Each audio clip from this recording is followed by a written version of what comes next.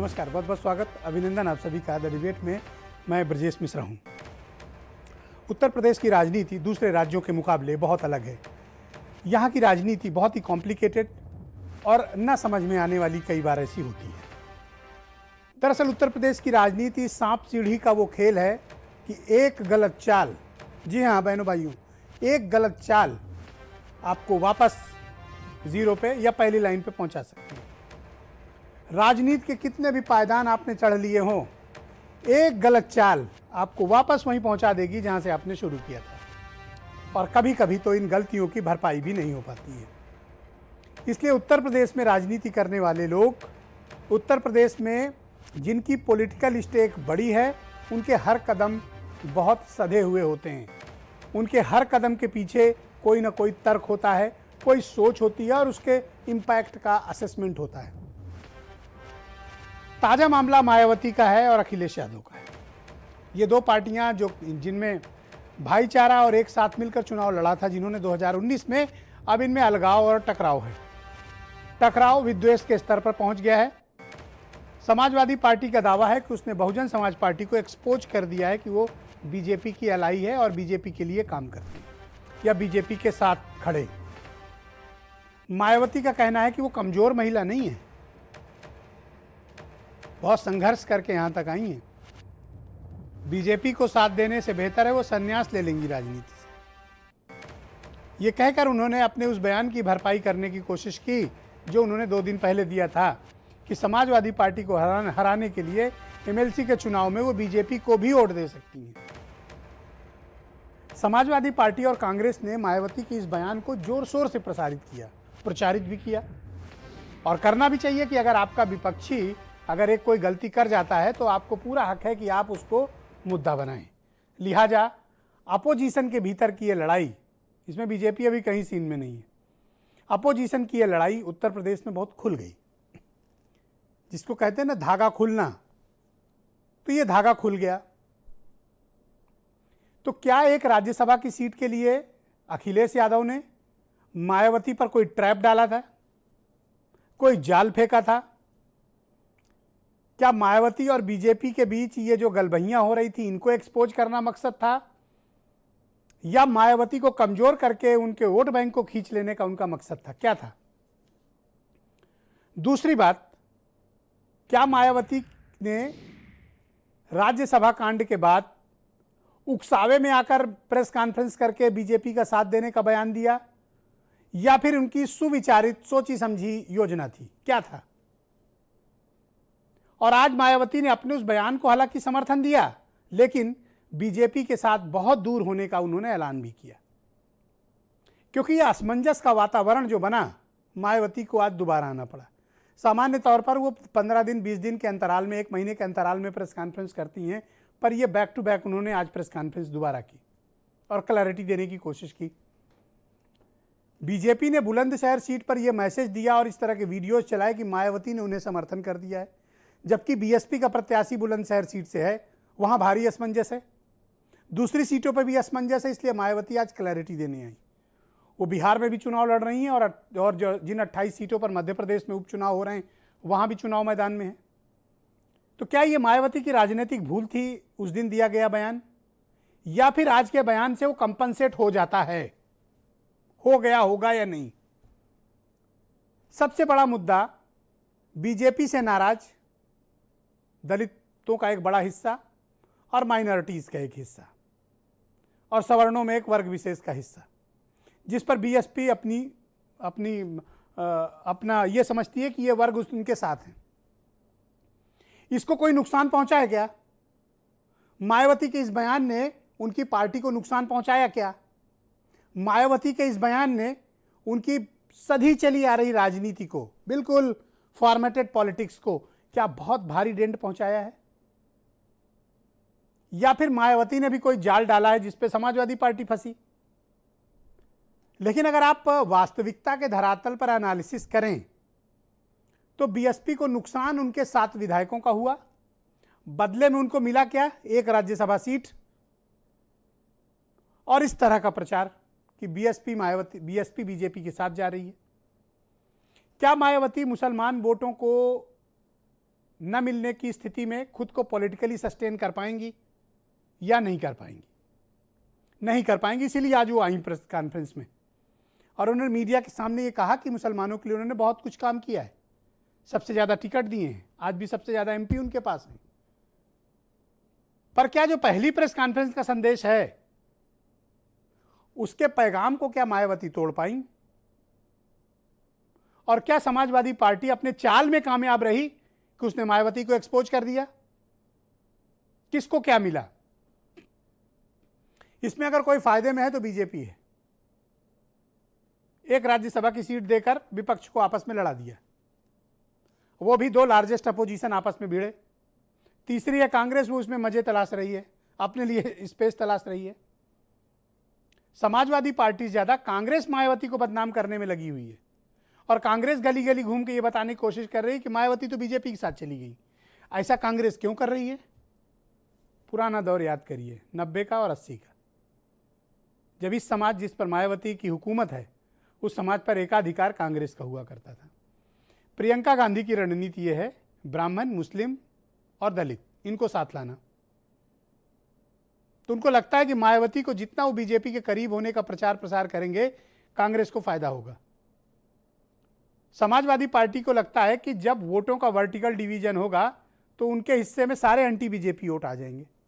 इसीलिए मैं कहता हूं कि उत्तर प्रदेश की राजनीति वैसी नहीं है जैसी दूसरे राज्यों में है। और जो लोग बिहार के चुनाव परिणाम की प्रत्याशा में बैठे हैं कि बिहार चुनाव के परिणाम के बाद उत्तर प्रदेश की राजनीति किधर जाएगी ये तय करेंगे, थोड़ा सा अपने विचारों में परिवर्तन लाइए। उत्तर प्रदेश में वो बिल्कुल नहीं होगा जो बिहार में हो रहा है। उत्तर प्रदेश की राजनीति अलग है, उत्तर प्रदेश के सोचने का तरीका अलग है, उत्तर प्रदेश के मुद्दे अलग हैं, उत्तर प्रदेश के नेता अलग हैं, उत्तर प्रदेश के लोग अलग हैं, उत्तर प्रदेश का वोटिंग पैटर्न अलग है। और यहां पर जो लड़ाई है वो बड़ी आमने सामने की है। जैसा मैंने उस दिन कहा था, दो आधार तल की लड़ाई है, आपको दो में से एक चुनना है, तीसरा विकल्प आपके पास नहीं है, आपको चुनना ही पड़ेगा क्योंकि बेस दो ही हैं, या तो एंड्रॉयड है या आईओएस है, ऐसे समझ लीजिए। तीसरा कोई विकल्प आपके पास है नहीं, तो आप किधर जाओगे? फोन चाहे जिस कंपनी के बना लो, जाना तो इन्हीं पे प्लेटफॉर्म पे पड़ेगा। तो इसलिए कहता हूं कि उत्तर प्रदेश की राजनीति 2022 की बिल्कुल सर्वथा विपरीत होने जा रही है। तो जिन्हें लगता है कि बिहार के चुनाव परिणाम उत्तर प्रदेश के चुनाव परिणामों को प्रभावित करेंगे तो वो अपनी राय में थोड़ा सा बदलाव लाएं। बिहार का चुनाव माहौल कोई भी जीतता है तो वो माहौल बनाने के काम तो आ सकता है, लेकिन उत्तर प्रदेश की राजनीति में भी वही होगा ऐसा मैं नहीं मानता। अपने अनुभव के आधार पर कह रहा हूं, क्योंकि उत्तर प्रदेश की ग्राउंड रियलिटीज और बिहार की ग्राउंड रियलिटीज दोनों में जमीन आसमान का अंतर है। यहां न कोई नीतीश कुमार है और न यहां कोई तेजस्वी यादव है, न यहां कोई रामविलास पासवान है और न यहां कोई जीतन राम मांझी है। यहां सब 52 हाथ के हैं। ये उत्तर प्रदेश है। यहां छोटे छोटे भी विधायक न दूसरे राज्यों के मंत्रियों की क्षमता और औकात से बहुत बड़े हैं। इसलिए उत्तर प्रदेश की राजनीति में 2022 में क्या होगा ये तस्वीर साफ होगी। लेकिन कल उत्तर प्रदेश में 7 सीटों पर बहनों भाइयों उपचुनाव है। इनके नतीजे जरूर उत्तर प्रदेश में इंपैक्ट डालेंगे, ऐसा मैं मानता हूं।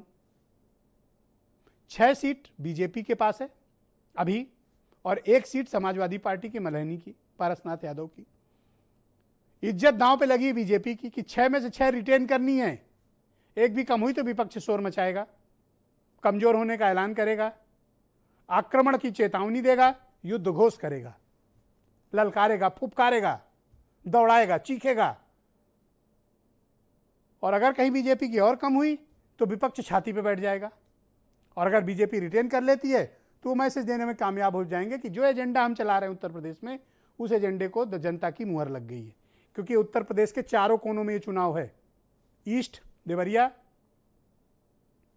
Bangarmau, Ghatampur, Malhani, central UP, west चलिए बुलंदशहर, अमरोहा चलिए रोहिलखंड, यानी 4 हिस्सों में चुनाव है बुंदेलखंड को छोड़कर।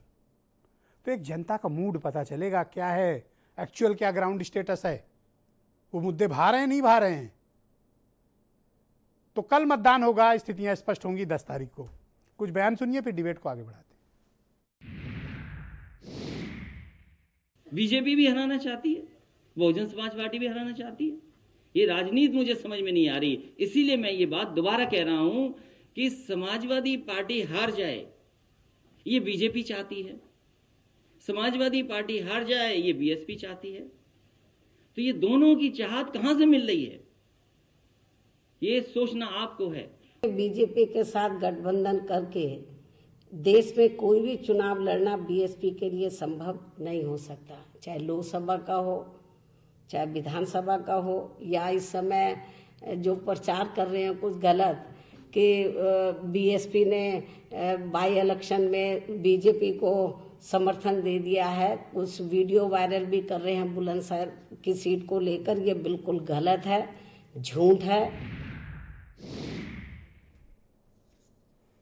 मायावती को भी ऐन वक्त पे लग गया है कि कुछ तो गड़बड़ हो गई है, क्योंकि बुलंदशहर में जो वीडियो वायरल हो रहा है उसमें बीजेपी के लोग सड़कों पर माइक लगा के रोड शो निकालकर चिल्ला रहे हैं कि मायावती ने उन्हें समर्थन दे दिया, मायावती का आशीर्वाद प्राप्त है। अब आई डोंट नो कि इसका क्या मतलब उस वीडियो पे कार्रवाई हुई, बट ये बीएसपी के लिए डैमेजिंग है।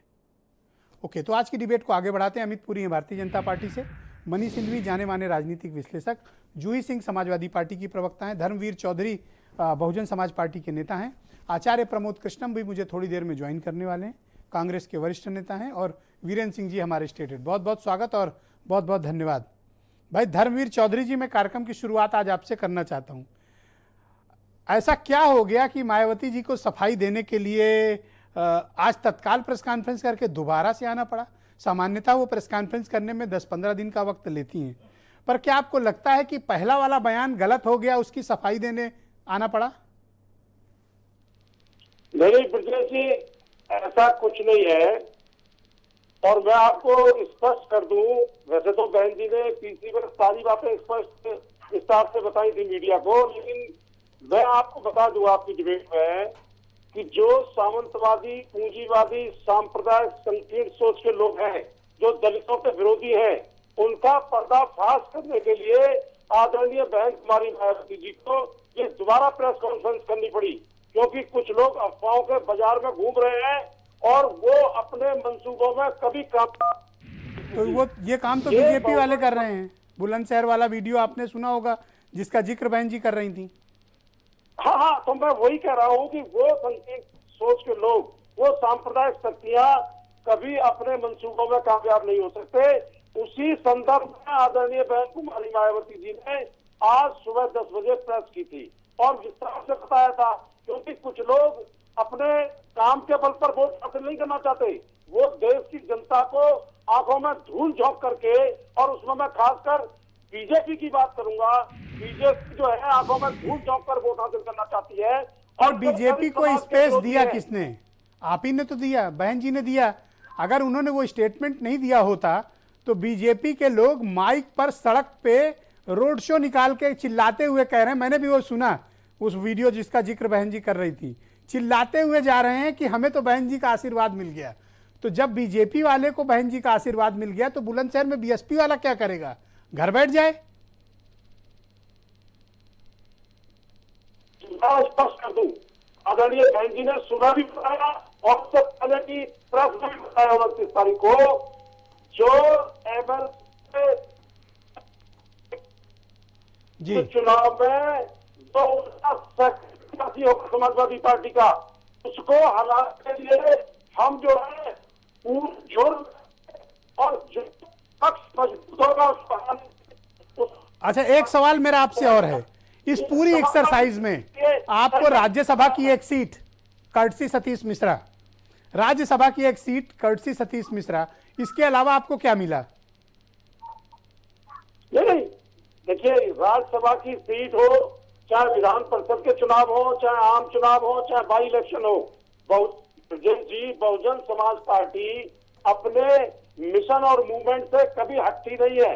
ये सिंधु घाटी सभ्यता के मूल निवासियों के द्वारा और हमारे महापुरुषों के, बहुजन समाज के महापुरुषों के द्वारा। अरे सिंधु घाटी कहाँ पहुंच गए मेरे दोस्त, अपन लोग वर्तमान में बात कर रहे हैं। जिसको बहन जी मजबूती दे रही है, उस मूवमेंट में कोई आएगा, हम उसका सफाया कर देंगे और ये बहुजन समाज के लोग पूरी ताकत से उसका सफाया कर देंगे।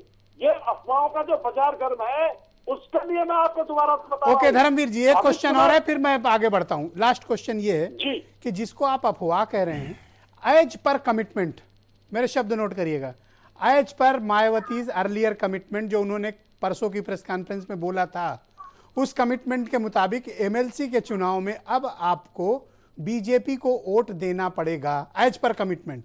नहीं, या तो बहन ये जी आप अपना कैसे कमिटमेंट कह सकते हैं? तोड़ें, आप और या तो फिर आप जोशी मना का- करिए, खुल के नहीं, आप कहिए। जोशी का भी काम करते हैं क्या ब्रजेश जी? जी भाई आप ये बताइए, बहन जी ने कहा जो उनके सेकंड नंबर के उम्मीदवार को हराने के लिए सबसे मजबूत होगा, चाहे उसमें कोई भी पार्टी हो, हम उसको वोट करेंगे, क्योंकि ये जो समाजवादी पार्टी का दलित विरोधी चेहरा है, इसको पर्दाफाश करने ओके के लिए- धर्मवीर जी, एक सवाल और है आपसे। आप कुपित मत हो, क्रोधित मत हो, आराम से अपन बात करते हैं, शालीनता से बात करते हैं। अब आप बताइए कि एमएलसी के चुनाव में बीएसपी का स्टैंड क्या होगा? आज घोषित हो गया चुनाव। बीएसपी के चुनाव में समाजवादी पार्टी का जो सेकंड वरीयता का जो कैंडिडेट होगा, उसको हराने के लिए हम पूरी ताकत लगाएंगे और समाजवादी पार्टी को सबक सिखाएंगे। और इसके लिए हमें पहले प्रियोरिटी में जाना पड़ेगा, आप बीजेपी हम के जाएंगे। कैंडिडेट को वोट देंगे, नाउ कंफर्म्ड? नहीं, जो उसको हराने की स्थिति में होगा, ये रणनीति है ब्रजेश जी, जो उसको हराने की स्थिति में तो होगा, हराने की स्थिति में उसको केवल हराने की बीजेपी स्थिति है। होगी, जो भी केवल कोई बीजेपी है। हम उसको हराने के लिए वोट करेंगे। तो केवल बीजेपी है, फिर क्या कीजिएगा? नहीं, ये आप आंदोलन कीजिए, अभी चुनाव आने दीजिए। आज घोषित हो गए हम दोस्त, बीजेपी के साथ ना मेरे थे, प्रिय मित्र, ना है, ना भविष्य में जाएंगे। आज घोषित हो गया है चुनाव। हम बीजेपी के साथ ना थे, ना है और ना भविष्य में जाएंगे। एक तरफ जो कह रहे हो परिस्थिति कि बनेगी, priority का वोट भी नहीं उस देंगे, पर- दूसरी उस तरफ पर ये भी। रणनीति होगी। Okay, alright. अब मैं ऐसा करता हूं कि आपकी बहन जूही सिंह को आमंत्रित करता हूं। अब एक काम करें, अब आप जूही सिंह जी को सुने। ओके हम अपनी रणनीति तय करेंगे। ओके। हम आपको अभी क्या बताएं? हाँ नहीं, ठीक बात है, बिल्कुल मत बताइए, मुझे बताना आवश्यक भी नहीं है। हम लोग कौन होते हैं आप लोग से पूछने वाले? ये तो आप लोग अंदर अंदर तय कर रहे हो। तो हम ही लोग पागल हैं जो 8 बजे आके चीखने चिल्लाने लगते हैं। आपकी बहन जूही सिंह जी को मैं बुलाता हूँ। भाई जूही जी, बहुत स्वागत है आपका। ये आज अखिलेश यादव ने फिर वो बात उकसाने वाली बात की, तो ऐसा क्या क्यों आपको लगता है? मायावती की अपनी एक इंडिपेंडेंट पॉलिटिकल पार्टी है, वो किसके साथ जाती हैं, उनके क्या इश्यूज होते हैं, इसमें अखिलेश यादव इतना चिंतित क्यों होते हैं कि हर दूसरे दिन कुछ ना कुछ वो बयान देते हैं? ब्रजेश जी, मायावती जी उम्र में, तजुर्बे में बहुत बड़ी हैं हम लोगों से, मुख्यमंत्री रह चुकी। इतना अपरिपक्व और गैर जिम्मेदाराना बयान जो उन्होंने दिया कि वो मुद्दों पे चुनाव नहीं लड़ रही हैं, उनके लिए बेरोजगारी मुद्दा नहीं है, अपराध मुद्दा नहीं है, दलितों के प्रति जो अत्याचार हो रहा है वर्तमान सरकार में वो मुद्दा नहीं है, ब्राह्मणों की हत्या जो हो रही है वो मुद्दा नहीं है। उनके लिए एक ही मुद्दा है कि समाजवादी पार्टी को सबक सिखाना। ये उन्होंने खुद कहा है, ये हमने नहीं कहा। उन्होंने कहा कि हम समाजवादी पार्टी को हराएंगे, ये मैसेज उन्होंने दिया। तो अब कैसी शिकायत कि हम भारतीय जनता पार्टी का सहयोग नहीं लेंगे? अगर दोस्ती की है तो खुलकर कीजिए। पर आपको लड़ना था बीजेपी से, आप बीएसपी से क्यों लड़ रही हैं? तो मैं ये नहीं समझ पाया कि आपका टारगेट कौन उत्तर प्रदेश में? बीजेपी, जिसने आपको पावर से रिप्लेस किया। ब्रजेश जी, और आप यहाँ लड़ टारगेट किससे है रहे हैं? जनता। बीएसपी से क्यों लड़ रही हैं आप? ब्रजेश जी, हम मुद्दों पर लड़ रहे हैं और मुद्दों पे जो हमारा साथ देगा उसको लड़ रहे हैं। बीएसपी के कई विधायक हमारे पास आ गए, उनको मिला क्या? राज्यसभा की सीट। जनता त्रस्त है, अराजकता का माहौल है, संवेदनहीनता की हद है, युवाओं की बात सुनी नहीं जा रही है, लोग अगर कुछ लिख दें तो थाने में डाल दिया जा रहा है। वर्तमान सरकार का ये वास्तव में स्वरूप और चेहरा है। ये दलित विरोधी, पिछड़ा विरोधी नहीं, जनता विरोधी है, महिलाओं के विरोधी, महिला के अपराधों के प्रति संवेदनहीनता दिखाई ही दे रही है। एक गरीब दलित का बेटा अगर राज्यसभा पहुंच जाए तो आपका कलेजा क्यों जलता है? जी जी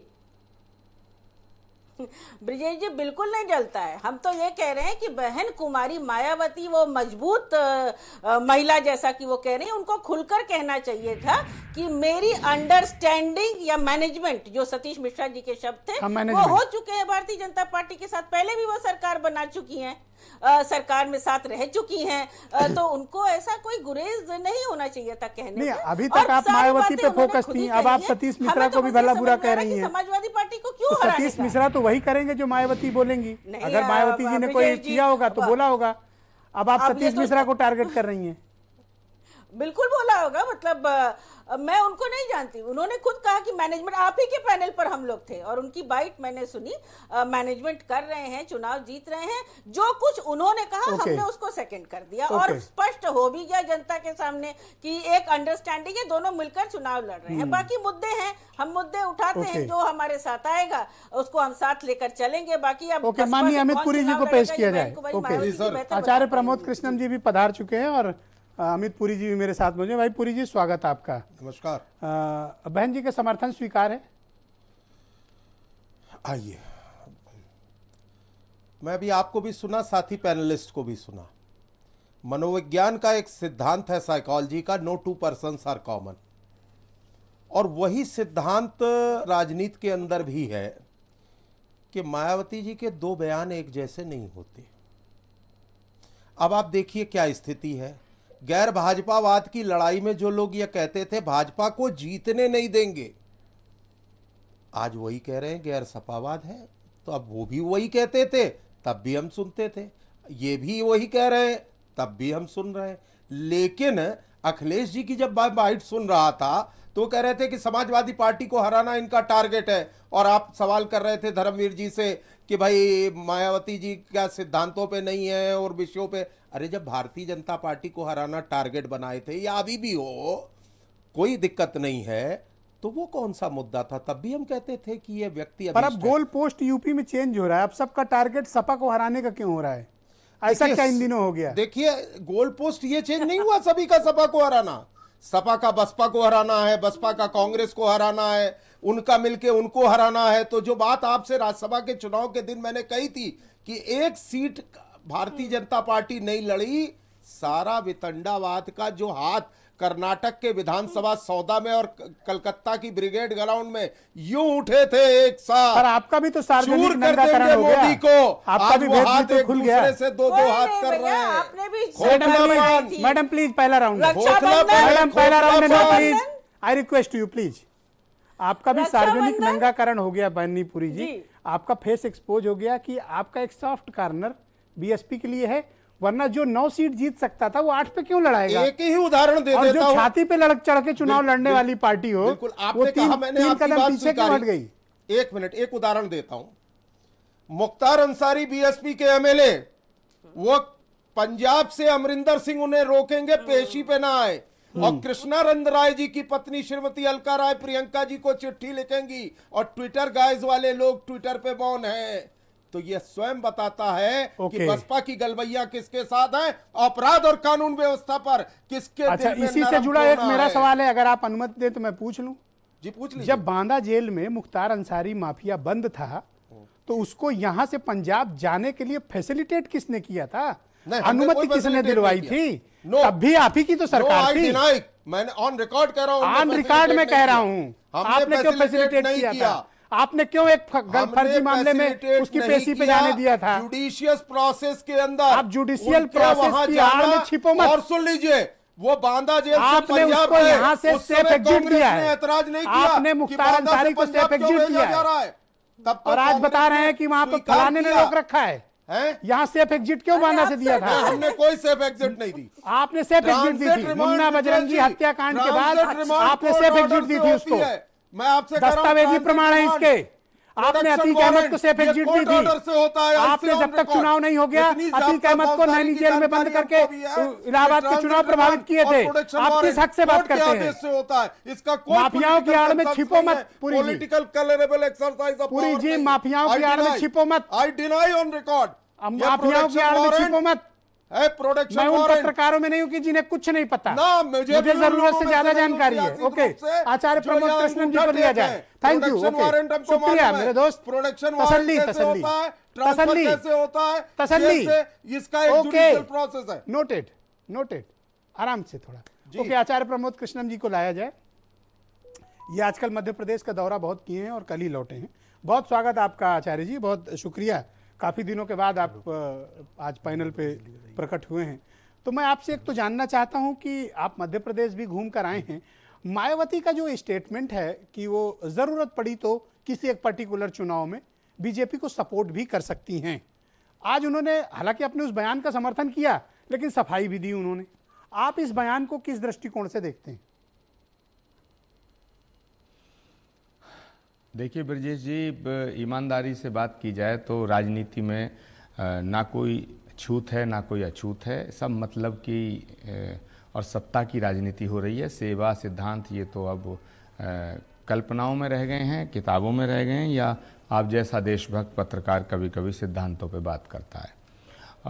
बीजेपी कोई अछूत नहीं है। अब बीजेपी, इस देश की जनता ने बीजेपी को 2 बार देश की सत्ता सौंपी है, तो बीजेपी से दोस्ती रखना कोई बुरी बात नहीं है। जहाँ तक मायावती जी का सवाल है, मैं बड़ी साफ गोई से बात कर रहा हूँ, साफ दिल से बात कर रहा हूँ। जहाँ तक सवाल है मायावती जी का, तो मायावती जी को कई बार बीजेपी ने मुख्यमंत्री बनाया है। ये कोई छुपी हुई बात नहीं है कि बीजेपी से मायावती जी के बहुत निकटस्थ संबंध हैं। दूसरी बात है कि उत्तर दक्षिण ध्रुव थे समाजवादी पार्टी और मायावती जी की पार्टी बसपा पार्टी, वो दोनों मिल सकते हैं। 2019 के लोकसभा में वो दोनों मिले, और सेकुलरिज्म की अलमबरदारी ना समाजवादी पार्टी करे ना कोई दूसरी पार्टी करे, और ना कोई ये है इस समय कम्युनल पार्टी है ना कोई सेकुलर पार्टी है, सारे हाँ ना करे, क्योंकि सब एक दूसरे से रद्द गड्ढे। मैं बड़ी साफ बात कर रहा हूँ, क्योंकि मैं लोकसभा चुनाव लड़ा लखनऊ से, कांग्रेस का कैंडिडेट था। अगर समाजवादी पार्टी और बसपा बीजेपी के कैंडिडेट को हराना चाहती थी तो मेरे खिलाफ कैंडिडेट दे दिए गए, और मेरे खिलाफ वो कैंडिडेट दिया जाए जो पटना से कांग्रेस की कैंडिडेट थे, उनकी पत्नी को पहले राउंड में no interruption please.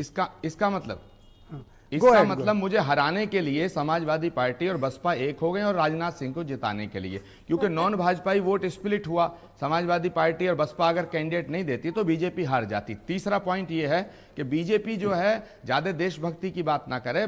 Mehbooba Mufti की पार्टी जो देश के घोर खिलाफ है, पाकिस्तान परस्त है, उससे सत्ता उसके साथ मिलकर के सरकार कांग्रेस बनाए, पीडीपी के साथ कोई गुनाह नहीं। पहले राउंड आप करें तो मेहरबानी, और हम करें तो खुदाई ना फरमाए। आप तो बड़े डिसिप्लिन्ड पर्सन हैं, आप तो डिसिप्लिन्ड पर्सन हैं। पहले राउंड में कोई किसी को इंटरप्ट नहीं करता, ये डिबेट का डिसिप्लिन है। ओके, इस तरह क्यों करते हैं आप? कोई बात नहीं आचार्य जी, आप बोलें। सत्य को स्वीकार करना सीखो, भाजपा के राष्ट्रीय प्रवक्ता, सत्य को स्वीकार करना सीखो, वरना ये जनता सत्य को स्वीकार करयाना सिखा देती है। ठीक है, आपने महबूबा मुफ्ती की पीडीपी के साथ सरकार बनाई या नहीं बनाई? जहां हुए बलदान मुखर्जी वो कश्मीर हमारा है, श्यामा प्रसाद पाकिस्तान परस्त, तमाम पीडीपी उसके साथ सरकार बनाई। धर्मवीर जी, ये मेरी डिबेट का डिसिप्लिन नहीं है। पहले राउंड में कोई किसी को इंटरप्ट नहीं करता, सेकेंड राउंड में ओपन करूंगा। धैर्य पूर्वक सबकी बात आ जाने दीजिए। ये जनता का हक है कि वो सभी पार्टियों के विचार सुने। आप सबसे निवेदन है कि बर्दाश्त करिए, थोड़ी मर्यादा रखिए। बोलिए आचार्य जी। ब्रजेश जी, पीडीपी जैसी देशद्रोही पार्टी के साथ इन्होंने मिलकर सरकार बनाई, ठीक है, बना सके। ये मैं इसलिए कह रहा हूं कि सिद्धांत की राजनीति करने का दावा कोई ना करे। जहां तक सवाल है बीजेपी को रोकने का, तो मुझे आप बताइएगा, भारतीय जनता पार्टी को रोकना चाहते हैं आप, मोदी जी को रोकना चाहते हैं, अमित शाह जी को रोकना चाहते हैं। इस देश में कौन सी ऐसी पार्टी है कांग्रेस के अलावा जो बीजेपी का राष्ट्रीय विकल्प बन सकती है? कोई 25 सीट लड़ता है, कोई 20 सीट लड़ता है, कोई 15 सीट लड़ता है। पर मैं ये नहीं समझ पाया आचार्य जी कि मायावती अगर बीजेपी के नजदीक जा रही हैं तो इसका लाउड स्पीकर लेके कांग्रेस प्रचार क्यों कर रही है? आपसे क्या मतलब? वो कहीं जाए, इंडिपेंडेंट पॉलिटिकल पार्टी है, आप क्यों इतना दुष्प्रचार में आपकी पार्टी लिप्त है? नहीं, हम दुष्प्रचार नहीं करें। मायावती जी एक पार्टी हैं, पार्टी की मुखिया हैं, वो बीजेपी से मिलने का उनका अधिकार है, मिल सकती हैं। बीजेपी से मिलकर उन्होंने सरकार बनाई है, क्यों नहीं मिल सकती हैं? समाजवादी पार्टी के खिलाफ आज वो हैं क्योंकि समाजवादी पार्टी ने उनकी पार्टी के एमएलए तोड़े हैं। कांग्रेस के खिलाफ भी वो हैं क्योंकि राजस्थान में कांग्रेस पार्टी ने, उनके एमएलए ने कांग्रेस पार्टी ज्वाइन की है। तोड़े हैं, ज्वाइन नहीं किया, तोड़े हैं। मायावती जी के ऊपर समाजवादी करे तो तोड़े और ये करें तो ज्वाइन। वाह, दो स्टैंडर्ड मत रखिए आचार्य जी। ये करे सीना जोरी क्या? नो पुरी जी, नहीं, आप नहीं बोलेंगे। अगर ज्वाइन कहना चाहते हो, हाँ ब्रजेश जी, अगर आप ये कहें कि राजस्थान के अंदर बसपा के विधायकों ने कांग्रेस ज्वाइन की, तब भी मैं कहूंगा हाँ बिल्कुल की। अगर आप कहें कि कांग्रेस ने उनके एमएलए तोड़े, मैं इससे भी इनकार नहीं करूंगा। आचार्य जी क्षमा कीजिएगा, उसको स्वीकार करना आप लोग जिस तरह की राजनीति कांग्रेस कर रही थी, आपको यहाँ सफलता नहीं मिली। शुरुआत में आप लोग ब्राह्मण उत्पीड़न के मुद्दे को लेकर रोज हाय तौबा मचाते थे, जब दाल नहीं गली तो अब आप दलित चिल्लाने लगे। कांग्रेस के पास कोई फोकस है नहीं गलत। यूपी में आप केवल मुद्दों की तलाश में रहते हैं कि डेली आपको क्या मिल जाए, आप डेली डोज की तलाश में हैं।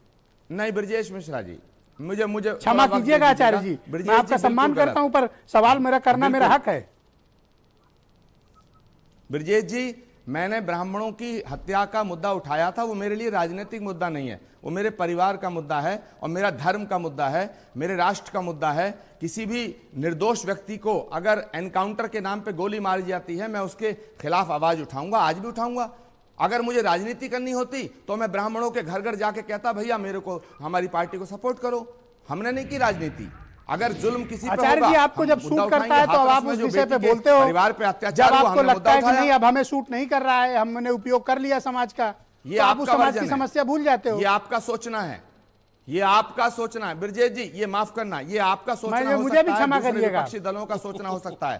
कांग्रेस ऐसी राजनीति ना कभी करी है ना कभी करेगी। आप जातियों का उपयोग अपनी राजनीति के लिए करते हैं। कांग्रेस ने कभी जाति का उपयोग नहीं करना, दुरुपयोग किया। कांग्रेस जाति से का ज्यादा उपयोग जातियों की करना राजनीति किसी समाजवादी पार्टी ने नहीं और की। बसपा से क्षमा पूछिएगा। कीजिएगा आचार्य जी, धर्म का मैं आपका बड़ा सम्मान दुरुपयोग। करता हूं। ब्रजेश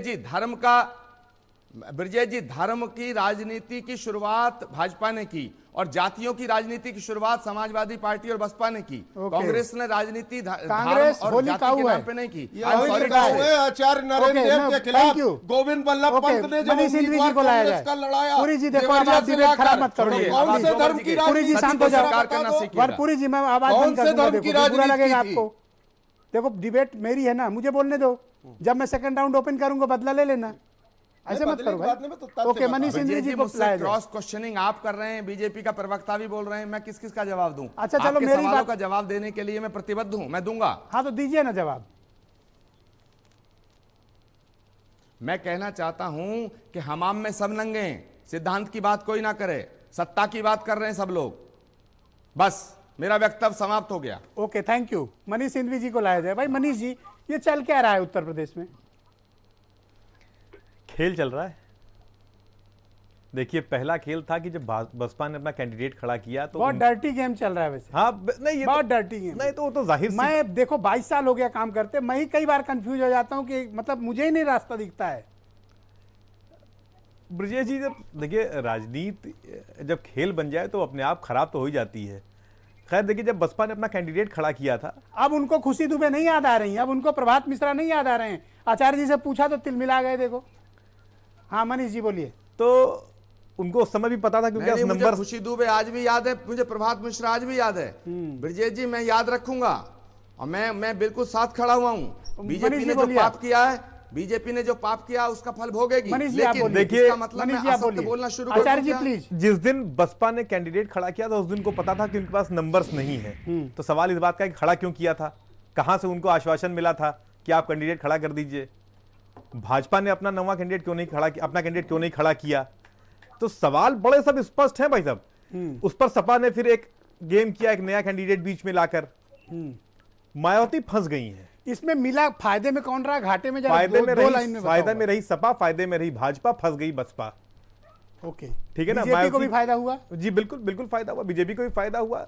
क्योंकि देखिए अगर आप देखिए तो जो लगातार 14 के बाद के इलेक्शंस हैं, जो भी गैर जाटव वोट टूट रहा है, एससी वोट टूट रहा है, वो कहां जा रहा है? भाजपा में ही तो जा रहा है। और यादव के अलावा जो ओबीसी टूट रहा है वो कहां जा रहा है? उसी का फायदा लेकर तो 40% से ऊपर वोट संख्या लेकर सरकारें बन रही हैं। तो आज भी कहीं ना कहीं नजर तो उन्हीं पर है ना कि उसी किले को मजबूत करना है। क्योंकि इस बीच लगातार जो दलित विरोधी एक चस्पा हुई छवि भाजपा की, भाजपा उसको ठीक कर रही है। नान जाटव दलित कौन खींच के ले जाएगा ज्यादा? वो तो अभी तो फिलहाल भाजपा के पास है 22 के। ओके और नान यादव ओबीसी किसके साथ? वो भी अभी रहेगा? भाजपा में। भाई देखिए उसी का तो नतीजा है 325 सीटें। 325 सीटें और कैसे आ गई? ओके जो बेसिकली कंसंट्रेशन हुआ वो इन्हीं के फेवर में हुआ। अभी क्या है इस बीच अगर आप ध्यान दीजिए तो दलित विरोधी तो कहीं ना कहीं इन्होंने सपोर्ट करके उसको अपना आंकड़ा ठीक करने की कोशिश की है। क्योंकि लगातार इस बीच इनके ऊपर ये एलिगेशन लग रहा था। मायावती जी तो ऐसे फंसी है ना कि उन्होंने पहला स्टेटमेंट तो जोश में दे दिया। अब क्या है कि मुसलमान मामला फंस गया है। नहीं उसका कारण है मुसलमान इसीलिए ट्रस्ट नहीं करता बसपा को। वो हमेशा सपा के फेवर में इसीलिए चला जाता है क्योंकि वो कहता है ये तो भाजपा के साथ चली जाती है मौका देखकर। और इस इनके स्टेटमेंट से वही डैमेज फिर हुआ। ओके वीरेन जी भी हमारे साथ जुड़ चुके हैं। वीरेन जी मैं आपसे जानना चाहता हूं कि ये समाजवादी पार्टी और बीएसपी के बीच क्या कुछ चल रहा है और इस राजनीति का जो कुछ भी पिछले एक हफ्ते के भीतर हुआ है, इसमें फायदे में कौन है, नुकसान में कौन है? देखिए, उत्तर प्रदेश की राजनीति में बीजेपी ने एक काम ये कर दिया कि अब भविष्य में सपा और बसपा का कोई गठबंधन नहीं होगा। तेजाब डाल दिया। क्योंकि लोकसभा में इन्होंने देख लिया था कि ये बहुत बड़ी ताकत है। लोकसभा में तो बहुत ज़्यादा असर नहीं डाल पाई, लेकिन विधानसभा में ये सफाया कर सकती है। तो मायावती और अखिलेश एकजुट ना रहे, ये तिकड़म भिड़ा दी। और मायावती ने अखिलेश यादव के चेहरे पर बहुत बड़ा कहा जाए बलिदान किया था, जो गेस्ट हाउस कांड उनके साथ हुआ था व्यक्तिगत रूप से, और गठबंधन किया था। उत्तर प्रदेश की राजनीति में ये लोकसभा के चुनाव में ये बहुत बड़ा गठबंधन जो आया था, इसके पीछे तमाम राजनीतिक कारण थे, बलिदान थे, छिपे थे। लेकिन ये गठबंधन चला नहीं, टूट गया। आज मायावती घाटे में है, मुसलमान पूरी तरह उनसे छिटक चुका है। उत्तर प्रदेश में कल 7 सीटों पर उपचुनाव होगा और उसका परिणाम ये जवाब दे देगा। लेकिन सबसे बड़ी बात यह है कि जो बीजेपी मायावती के लिए राज्यसभा की सीट छोड़ रही है, तैयार कर दी, आज निर्वाचित करा दिया, उसी बीजेपी के एक नेता ने मायावती के चरित्र पे सवाल उठाया था और तमाम सारे नेताओं ने लखनऊ में प्रदर्शन किया था कई दिनों तक। बसपा के आपको याद होगा। जी जी बिल्कुल याद है। आज मायावती के जो हाथी कमल का फूल अपनी सूंड में लेके घूम रहा है, नरेंद्र मोदी के प्रचार में मायावती गुजरात गई थी विधानसभा के। ये लोग भूले नहीं है, याद है। जी, जब मायावती मूर्तियां लगाती थी तो ये बीजेपी कहती थी ये दौलत की बेटी है। मायावती को तमाम सारे ताज से नवाजती थी। बीजेपी जब प्रचार करने आई 2014 में, तब बीजेपी के बड़े नेताओं ने, प्रधानमंत्री तक ने कहा कि सबका सफाया कर दो। सबका मतलब सपा, बसपा, कांग्रेस, इन सब ने प्रदेश को लूटा है, इसका सफाया कर दो। ये सब भ्रष्ट पार्टियां हैं। आज वही भ्रष्ट पार्टी का कैंडिडेट रामजी गौतम इनको प्यारा लगा, आज उनको इन्होंने राज्यसभा भेज दिया। ये बीजेपी क्यों ऐसा कर रही है? क्या ये विधानसभा का चुनाव अकेले अपने दम पर नहीं लड़ पाएगी? क्या इसे मायावती के सहारे की जरूरत है? कांसी राम ने एक बार कहा था, ये तो आप फ्यूचर अलायंस भी खोल रहे हैं, क्या ये भी पॉसिबल है क्या कि मिलकर चुनाव लड़े विधानसभा का?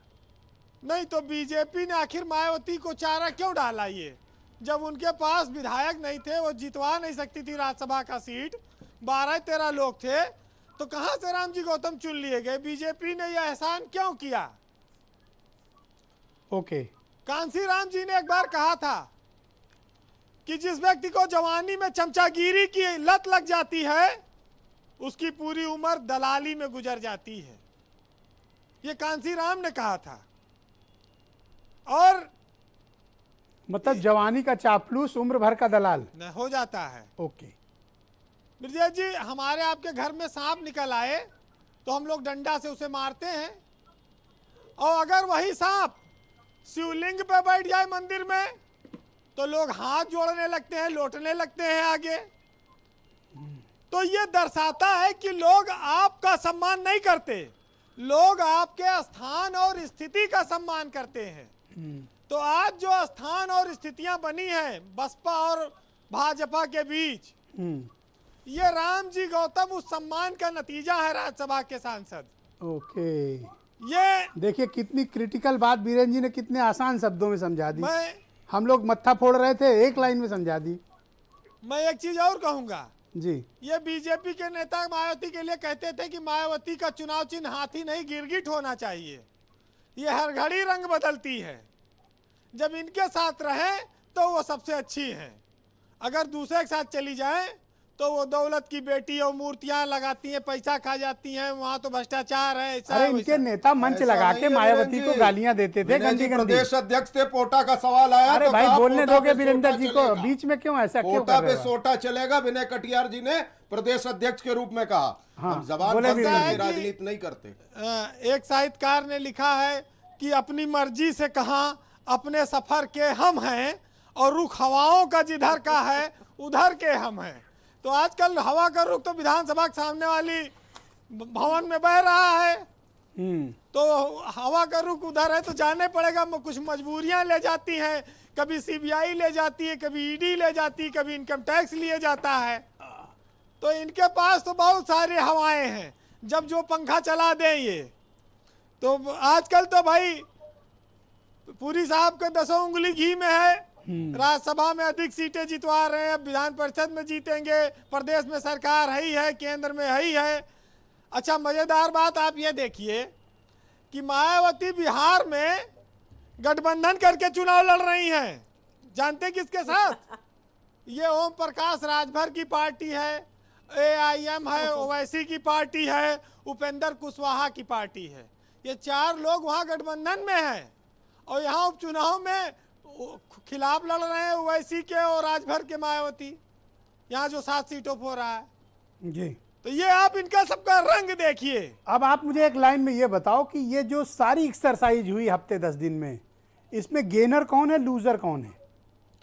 उत्तर प्रदेश में मुसलमानों के बीच साफ संदेश चला गया है कि मायावती बीजेपी के साथ हैं और बीजेपी का एक बहुत बड़ा वर्ग जो SC/ST विंग है उनका वो कहता है कि हमें इनकी जरूरत नहीं है। नहीं, मैंने तो केशव मौर्य के स्टेटमेंट सुना, उन्होंने तो लगभग ठुकराते वाले अंदाज में मना कर दिया कि हमें कुछ कोई सी की जरूरत नहीं है। भाई भाजपा के पास कोई दलित नेताओं की कमी तो है नहीं और वो जानते हैं कि इसकी कीमत चुकानी पड़ेगी, पता नहीं क्या हो।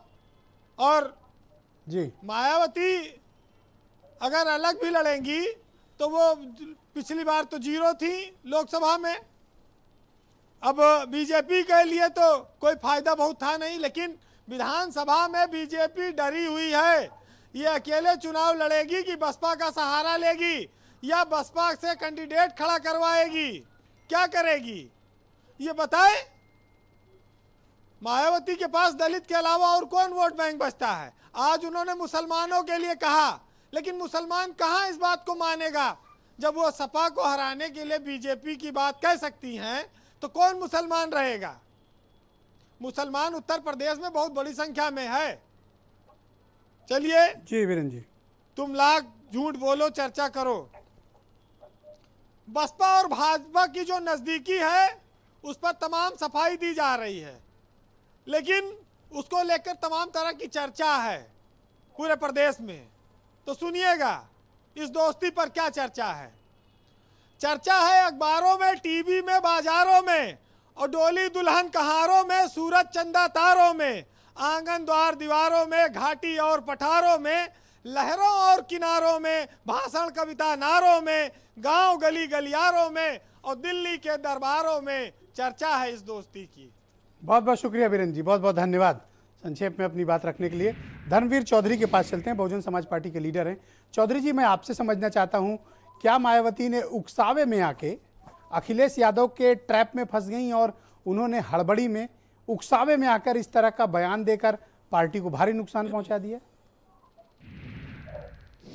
नहीं ब्रजेश जी, ऐसा है कि ये दुस्साहस लोकतंत्र को खत्म करने वाला, पूंजीवाद, सामंतवाद की सोच रखने वाले ये जो समाजवादी पार्टी के लोग हैं, इनके नेता मुलायम सिंह जी ने भी ऐसा दुस्साहस किया था 2003 में। और उस समय आपने देखा होगा कि 2007 में प्रदेश की जनता ने बहुजन समाज पार्टी को स्पष्ट बहुमत से नवाजा था और बहन जी चौथी बार की CM बनी थी। और 2012 में बहुजन समाजवादी पार्टी को निकाल भी दिया था और 2019 में इसी समाजवादी पार्टी के भरोसे से आपको 10 सीट मिली है। तो दुस्साहस की बात तो आप करिए मत, सिद्धांतों की बात आप करिए मत। आप निहायत मौका परस्त हैं, आपका मतलब निकल जाता है तो पहचानते नहीं, बोलते हैं ऐसे कि जानते नहीं। अरे कुछ तो तथ्य पता करिए। जो बात आप कर रहे हैं, आप हमारे साथ मिलकर चुनाव लड़े, चुप रहिए। सब आपकी बातों से पता लग रहा है कि आप भारतीय जनता पार्टी को नहीं हराना चाहते हैं। आप समाजवादी पार्टी के खिलाफ चुनाव लड़ रहे हैं, आप मुद्दों पर भी चुनाव नहीं लड़ रहे हैं।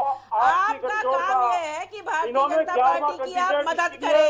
आपने जो वही कार्य करेंगे, आप विधानसभा में आप कैंडिडेट खड़ा करेंगे इस कोशिश में कि आप किसी के वोट काटें। आपकी फितरत ही ये है और ये सबके ऊपर उजागर हो गई है। आप बिहार में किसी और के साथ चुनाव लड़ते हैं और उत्तर प्रदेश में उसी ओम प्रकाश राजभर जी की पार्टी के खिलाफ चुनाव लड़ते हैं। तो आपका गठबंधन क्या है भाई? कहीं कोई वैल्यू सिस्टम है, कहीं कोई नैतिकता है?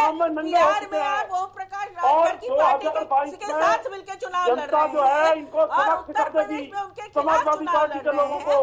और हमारे इनको मत करिए। और 2019 में जिसकी मदद से आप चुनाव लड़े उसको आप हराने के लिए चुनाव लड़ रहे। मुद्दा आपके लिए कुछ नहीं है। आपने पूछा कि खुशी दुबे कहाँ है?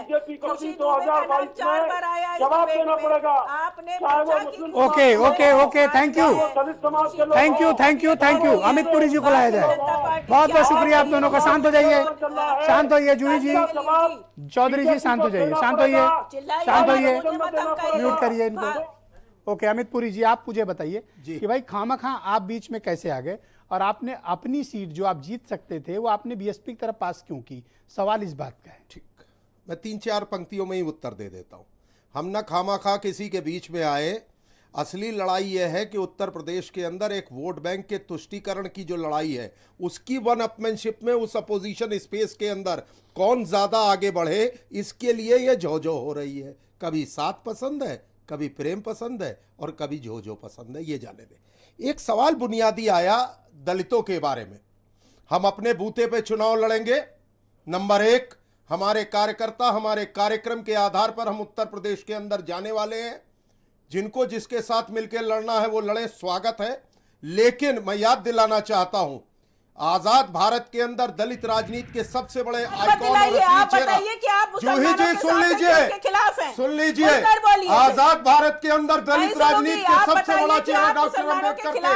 जब कांग्रेस ने उन्हें चुनाव हराया तो भारतीय जनसंघ के नेता डॉक्टर श्यामा प्रसाद मुखर्जी ने वेस्ट बंगाल से डॉक्टर अम्बेडकर के सम्मान की रक्षा करके भारत की संसद में भेजने का काम किसी ने किया तो भारतीय जनसंघ ने किया। तो हमारा दलित राजनीति के अंदर एक घोषित एजेंडा है और हम उस पे काम डॉक्टर अम्बेडकर के समय से कर रहे हैं। वो कांग्रेस के साथ पसंद वाले लोग जो ताज के झूमर में एक करके बोलेंगे तो सबकी बात जाएगी। उनको क्या मालूम कि डॉक्टर अम्बेडकर का कितना बड़ा अपमान कांग्रेस ने उनको चुनाव हरा के दिया था।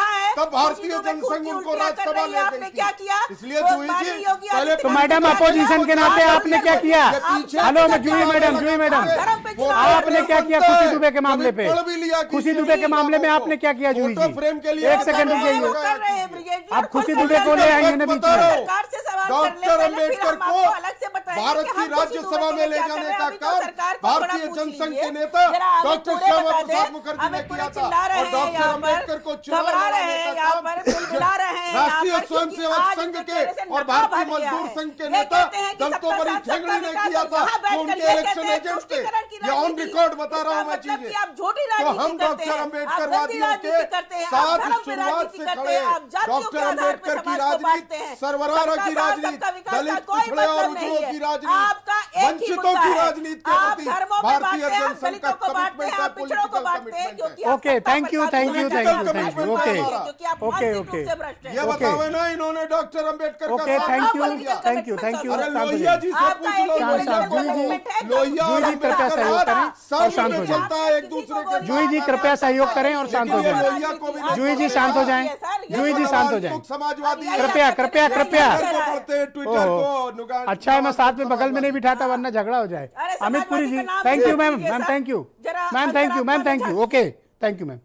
भाई अमित पुरी जी, आज मायावती जी आपको बहुत भा रही हैं। ठीक है, अच्छी बात है, राजनीति में कोई छूत अछूत का विषय होता नहीं, पर यही मायावती हैं जिनको आपके नेता ने ऐसी भद्दे और जिस तरह से गालियां दी थी, आज उनको आपने अपनी पार्टी में वाइस प्रेसिडेंट बना रखा है और उनकी पत्नी को आपने मिनिस्टर विद इंपॉर्टेंट पोर्टफोलियो बना रखा है। मैं एक ही बात आपसे तो मायावती जी को जवाब दीजिए कि उनको गाली देने वालों को आपने सम्मान दिया, तो मायावती जी आपके साथ क्यों जाएंगी? पे नर्म है।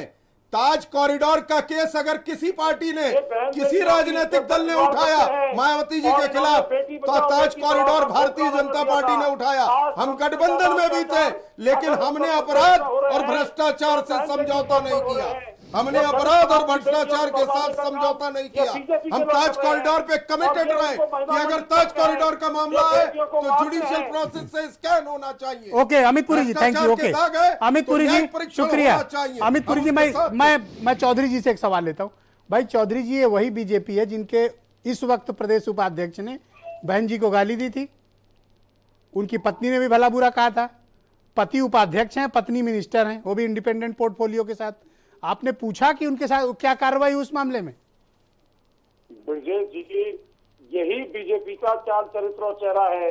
ये बेटी बचाओ बेटी पढ़ाओ का खोखला नारा देते हैं और सबसे ज्यादा प्रचलित अगर उत्तर प्रदेश कलेजा फटता है जब बहन जी को कोई गाली देता है तो नहीं दीजिए भाई। राजनीति में महिलाओं का साथ अपमानजनक व्यवहार नहीं होना चाहिए। इनके साथ थे, कह रहे थे बेटी को पेश करो, तब इन्होंने पेश करने पे जो सफाई दी थी कि सही कह रहे हैं नसीमुद्दीन, आज उस पे टिके हो। आज उस बहन जी को गाली देने वालों को सम्मान देंगे आप? एक्सपेल किया पार्टी से, बीजेपी ने दयाशंकर सिंह को एक्सपेल किया। क्या उस समय मायावती जी ने बेटी को पेश करने वाले नसीमुद्दीन को पार्टी से निकाला था? अरे जब खुद ठोकर मार के चला गया पैसे की उगाही पर, तब अपने आप कार्रवाई की। ओके अमित पुरी जी, अमित पुरी जी आपको जवाब देना चाहिए। अमित पुरी जी आपको जवाब देना चाहिए कि मायावती जी को गाली देने वालों को आप सम्मान देते हैं अपनी? जी नहीं, हमने कार्रवाई की, इन्होंने नसीमुद्दीन पे कार्रवाई की। उस समय छोड़ दिया, बेटी को पेश करने की बात आपने वापिस उनको वही पोस्ट दे दी, इनाम में उनकी पत्नी को मिनिस्टर बना दिया। पार्टी छोड़ के गए। अरे नसीमुद्दीन पे कार्रवाई की थी कि नहीं? बेटी को पेश करने पे उस समय क्या स्टैंड था बीएसपी का, बताओ ना। Thank you, thank you. Okay दोनों शांत, दोनों शांत। देखो पुराना एक मुद्दा मैंने मनीष सिंघवी उठा दिया, दोनों लड़ गए। Thank you. आपकी मर्जी, आप क्या उठाओ, तथ्य रहते हैं। भाई पुरी जी, मेरे ऊपर चिल्लाने से कोई फायदा नहीं मेरे दोस्त, मेरे ऊपर चिल्लाने से कोई फायदा नहीं। Thank you. ओके देखो मनीष सिंघवी जी, ये बात तो पूरा हिंदुस्तान जानता है कि बीजेपी के एक वरिष्ठ नेता ने मायावती जी को गाली दी जी। ओके, मंच लगा के गाली दी, और वैसी गाली भारतीय समाज में कोई स्वीकार नहीं करता। अक्षम्य गाली थी। हाँ, मैं कहता हूं अक्षम्य थी। इन्होंने पार्टी से उनको स्वीकार नहीं निकाला, कुछ दिनों के बाद फिर उनको पार्टी में ले लिया, और वो जनाब इस समय प्रदेश उपाध्यक्ष शोभायमान है जी, और उनकी पत्नी को टिकट देकर मिनिस्टर बनाया और इंडिपेंडेंट चार्ज देके बिठाया हुआ है, और वही बहन जी से सपोर्ट की एक्सपेक्ट कर। और मुझे हैरानी कि मायावती जी ये बात भूल कैसे गई, और मुझे ये भी हैरानी कि धर्मवीर चौधरी को ये बात याद क्यों नहीं है। मनीष जी, असल में सबको सब कुछ याद है। ब्रजेश जी, हम जो है इनको इस डिबेट में लोगों को धर्मवीर जी के कुछ शब्द जो हैं, ओके मनीष जी बोलिए आप, मनीष सिंघवी जी। ऐसा है, आप बार बार कुछ शब्दों को सुनिए तो वही घिसी पिटी बातें, वही शब्द, वही राजनीति का तरीका। समय बदल गया, ये मान ही नहीं रहे हैं। वो दुष्यंत कुमार ने कहा ना, तुम्हारे पांव के नीचे जमीन नहीं है, अफसोस ये तुम्हें फिर भी यकीन नहीं है। ये जो बदलाव है, इसको स्वीकार नहीं कर पा रहे हैं राजनीति का, इसीलिए ये अब कांग्रेस के साथ तीसरे और चौथे नंबर के लिए लड़ रहे हैं। जो आपने कांग्रेस की बात शुरू में उठाई थी ना कि कांग्रेस इतना इंटरेस्ट क्यों ले रही है, क्योंकि कांग्रेस और इनके बीच में तीसरे और चौथे की लड़ाई हो रही है। अच्छा सुनो, मैंने कुछ तल्ख सवाल कर लिए तो आचार्य जी डिबेट छोड़ के चले। नहीं, उन्होंने तो आज कांग्रेस के नंगेकरण का हमाम में स्वीकारोक्ति कर ली, डिबेट छोड़ के चले गए। बताओ मैं क्या करूं। अच्छा ये चाहते हैं मनीष भाई, एक सेकंड पूरी जी, ये चाहते हैं मैं मीठे मीठे तस्तरी में सजा के अच्छे अच्छे सवाल करूं, तो मेरे से नहीं हो पाएगा भाई। नहीं, मैं क्या कर सकता हूँ? नहीं, आपका काम ही नहीं, आपका काम मेरा ये काम नहीं है। मेरा काम तो आपसे, मतलब मैं तो जनता का एडवोकेट हूं, मैं जनता की तरफ सवाल करूंगा। आपका काम है सवाल। अब आपको बुरा लगता है तो लगे भाई, बिल्कुल। मैंने उनसे कहा आपने अवसरवाद की राजनीति की, जब आपको एजेंडा सूट कर रहा तब खुशी दुबे आपके लिए मुद्दा थी, तब यही आचार्य जी तड़प के आ रहे थे टीवी पे, आज आचार्य जी डिबेट छोड़ के जा रहे हैं। नहीं तो सवाल तो होगा। नहीं तो ऐसा है कि डिबेट छोड़कर जा रहे हैं, इसीलिए जनता ने छुड़वा दिया ना, प्रदेश ही छुड़वा दिया, 30 साल हो गया। तो भाई पुरी जी, अगर मायावती जी का साथ चाहिए तो उसकी कुछ शर्तें हैं, तो पहले तो साथ चाहिए या नहीं ये बता दो। किसको साथ चाहिए? हम अपने कदमों पे आप ही लपलपाए घूम रहे हो, राज्यसभा की सीट जाके टोकरी में रख के उनके घर पे रखा है, चलने का हौसला हमारे लपलपाए घूम रहे हो। कैसी बात कर रहे हो, लपलपाए घूम रहे हो? बहन जी देख लें एक नजर। क्यों धर्मवीर जी बताइए, पॉलिटिकल अपीसमेंट के लिए बोलिए धर्मवीर जी। कि वो मायावती आप वो अपमान कैसे भूल सकते हैं जो हजरतगंज चौराहे पे किया गया? आप वो अपमान कैसे भूल सकते हैं कि बहन जी को गालियां दी गई? गुना वाली इज्जत बीजेपी का नाम है, बीजेपी का कोई लेना देना नहीं इससे। ये वो अपने वोट बैंक को सेटल कर रहे हैं, वो अपने वोट बैंक की लड़ाई सेटल कर रहे हैं। ये सपा और बसपा में ये वो जाने उनका काम। हाँ, अगला प्रधानमंत्री घोषित करें बहन जी को। ये उनकी किस्मत, वो जाने। ब्रजेश जी, हमें इससे कोई लेना देना नहीं, कब मिलते हैं कब बिछुड़ते हैं, कब हाथी साइकिल को चलाता चलो है, जूही सिंह इस पूरी विपदा से बच के निकल वो गई। जाने। बीजेपी के लोग कब मायावती 2003 भूल जाती है, ओके, एफिडेविट ओके, दे ओके। देती है केस वापस थैंक यू, लेने बहुत का। बहुत शुक्रिया। और कब कहती है हमारी बड़ी भारी गलती थी कि हमने एफिडेविट देकर देखो, के मैं केस कोई वापस ले बीजेपी लिया। बीएसपी में हाँ, झगड़ा लगाने नहीं बैठा, परेशान है। मैं केवल ये तथ्य इनकी सामने रख रहा political camouflage हूँ। है। लड़ आप लोग खुद से रहे हो। भाजपा थोड़ी परेशान है, भाजपा कतई परेशान नहीं ब्रजेश जी। है, आपने उनसे हाँ, केस बोलिए। वापस करा लिया हाँ, बोलिए, और कुछ बोलिए। बदले लग में रहा दिया है, सर, हार नहीं, इसलिए का आपकी उनकी लड़ाई है। अरे दोबारा मुकदमा कर दो। सुनो सुनो। मायावती जी कह रही हैं आप बीजेपी में बात कर लो और दोबारा मुकदमा करा दो। हाँ, यस, मनीष जी कुछ कह रहे हैं। केस वापस लिया। ये मनीष जी बोलिए। आपका पर्दा हट चुका अरे है। हमारा कोई पर्दा नहीं, आपने भाई अपने साहब, मामले मनीष जी से- बोलिए। ये आप नई जानो आपके काम हाँ, जाने। बोलिए बोलिए मनीष जी। ये नई भाजपा है, ये साथ लेने के लिए अब नहीं है भाई साहब। हाँ, ये साथ नहीं लेना चाहती है, हाँ। ये वोट लेना चाहती है। जो वोट उनको जा रहा था उसको तोड़ के अपनी तरफ लाने की साजिशें हैं। इतना आप साथ नहीं चाहिए, अब ये साथ नहीं लेना चाहते हैं। पर मुझे हैरानी है कि धर्मवीर चौधरी ने क्यों नहीं पूछा कि बहन जी को इसी बीजेपी के नेता ने गाली दी थी? क्यों नहीं पूछ पाई? बहन जी समय आने पर सबको सीधा करना जानती है ब्रजेश जी। आप निश्चित रहिए, एक वोट से हमने बीजेपी की केंद्र सरकार को बनाने का भी काम किया था। पर आज जिनसे गाली खा रहे हो, जिन्होंने बहन जी को गाली दी, उनके साथ खड़े होना चाहोगे? हम बिल्कुल खड़े नहीं हैं इनके साथ में। हम इनके साथ तो एमएलसी के चुनाव में इनको वोट दोगे? ना बीजेपी एमएलसी के चुनाव में इनको वोट दोगे? एमएलसी के चुनाव में इनको वोट दोगे? एमएलसी के चुनाव में इनको वोट दोगे?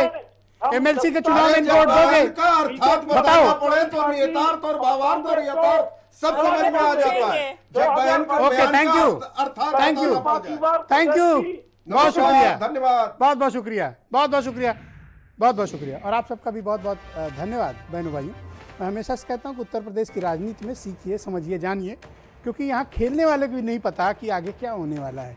तो लिहाजा बहुत दिलचस्प है और ये सांप सीढ़ी से ज़्यादा खतरनाक खेल है, इसलिए आपको जरूर देखना चाहिए। बहुत बहुत शुक्रिया, धन्यवाद, नमस्कार।